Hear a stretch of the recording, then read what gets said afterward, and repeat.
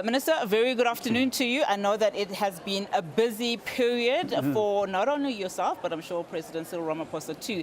Let's talk firstly about the adoption of the declaration. I mean, that came as a surprise, first day of the G20 Leaders Summit. Your impressions? Well, I think it's a reflection of the broad consensus that has existed on many of the issues that we've been discussing over the year of South Africa's presidency, and the fact that there's large global consensus that these are important issues that need to be on the global agenda. And I think it's been very good. It's obviously been a difficult year, given the experiences we've had with some of the countries, but the broad consensus from today's meeting, I think it's a huge achievement for the President and the government that he was able to get this declaration done. Now, one of the key issues within the priorities for South Africa during the course of this, presidency was food systems. Looking at just skimming through, the declaration itself, the 30-page document, your issues feature quite prominently. I think you said 5 pages. Let's talk about food security and just some of the issues that have been adopted there. I know that you've also been having bilateral meetings on the sidelines too. What are the pertinent issues that came out of that declaration in as far as that's concerned? So I think I'm delighted that food security is now in the final declaration, very important. Building, of course, on the solid foundation laid by Brazil and their presidency and their Global Alliance of Hunger, we've been able to take that a step further now with the Ubuntu principles on food security and food systems and the prevention of food shocks.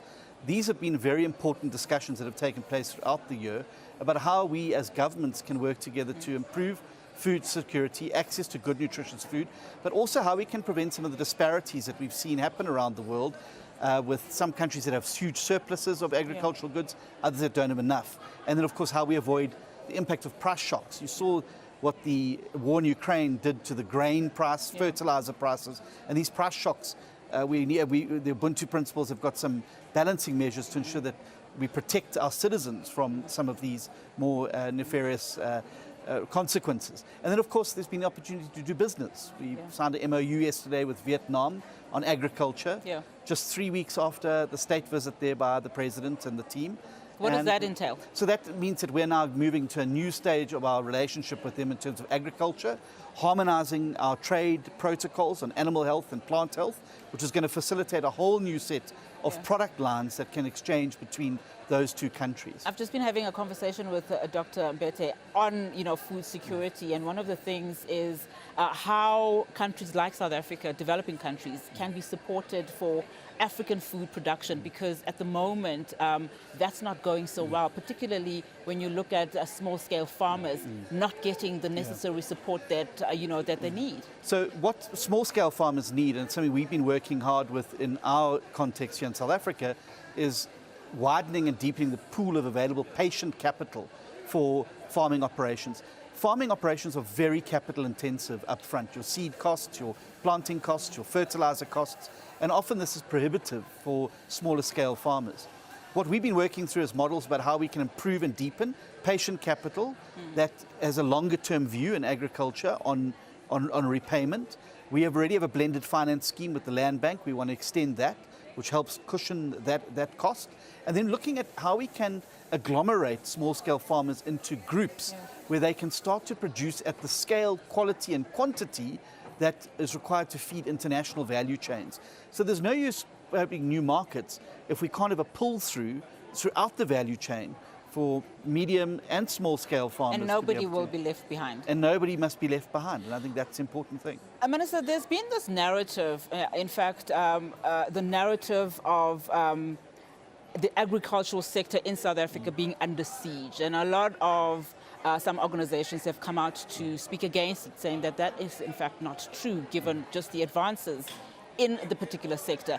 What can we make about that particular narrative? Well, look, I think first of all, agricultural exports have gone up 10% year on year this year, despite the challenges we've had with the US tariffs.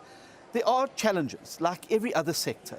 We have a rural safety problem that we need to get on top of. Stock theft and farm attacks on farmers and farm workers and rural insecurity is a huge handbrake on it, and we need to deal with it. Infrastructure is another huge handbrake on agricultural production, and of course our ports. But we've seen progress this year. Our citrus production and export has been much smoother and better than it's been in previous years. So I think what you're seeing is a government that's getting serious now about dealing with these problems. It's no use sitting complaining about these things and throwing stones. We all have to muck in now as South Africans, take hands and deal with these problems. It's going to require reforms, it's going to take some tough decisions, but I fundamentally believe that if we work together, we can overcome these obstacles, we can overcome these challenges, and we can start to see agriculture really shooting the lights out in a massive way. How important is it for South Africa now to take the baton and actually gear the African continent in some of the declarations? Well, look, I think we've got to completely dispel the Afro-skepticism that happens, which means we've also got to take some responsibility on the continent. We have to silence the guns. We have to work harder on intercontinental infrastructure, being able to move goods and services around our continent much better. It's cheaper to import maize from Mexico into the DRC than it is to get it from Zambia and South Africa. Now that can't be right. So we've got to do that.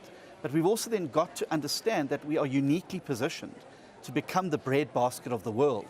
We have the land, we have the soils, we've got the people, we have the counter-seasonality in many instances.